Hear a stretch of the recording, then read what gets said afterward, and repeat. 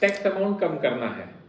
जी हाँ, 90,000 रुपए की लाइबिलिटी आ रही है, जिसमें से 70,000 मेरा टैक्स है और 20,000 का इंटरेस्ट पे करना पड़ रहा है, क्योंकि ऑडिट होने के बाद जब रिटर्न फाइल करने गए तो ध्यान में आया कि एडवांस टैक्स तो पे किया नहीं, हमारा टीडीएस कोई ट्रांजेक्शन पे कुछ खास कटा नहीं है। तो फिर अब साल खत्म होने के 10 महीने 8 महीने बाद जब मैं रिटर्न फाइल करने जाता हूं तो ऑब्वियसली उस पर बहुत ज़्यादा इंटरेस्ट पे करना पड़ता है।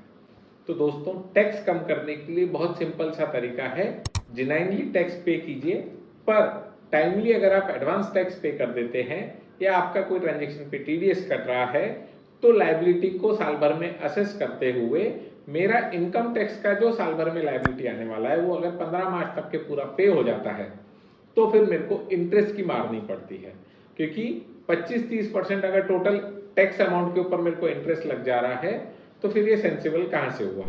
एडवांस टैक्स के स्लैब्स क्या हैं? तो 15 जून तक 15%, फिर 15 सितंबर 45%, 75% 15 दिसंबर तक पे करना है और 100% आपको 15 मार्च तक पे करना है। टैक्स लायबिलिटी एग्जांपल के लिए लेते हैं हम 1 लाख रुपए, तो 15 जून को 15,000, 45,000 सितंबर तक पे करना है, 15 दिसंबर तक 75,000 रुपए और 15 मार्च मेरी जो एक्चुअल टैक्स लायबिलिटी आने वाली है उसका 100% पे हो जाना चाहिए।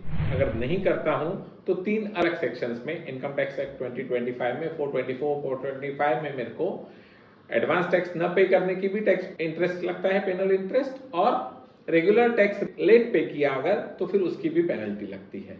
ये इंटरेस्ट अननेसेसरी गवर्नमेंट को पे करने से अच्छा है कि हम एडवांस टैक्स टाइमली पे करके अपनी लायबिलिटी को कम करें।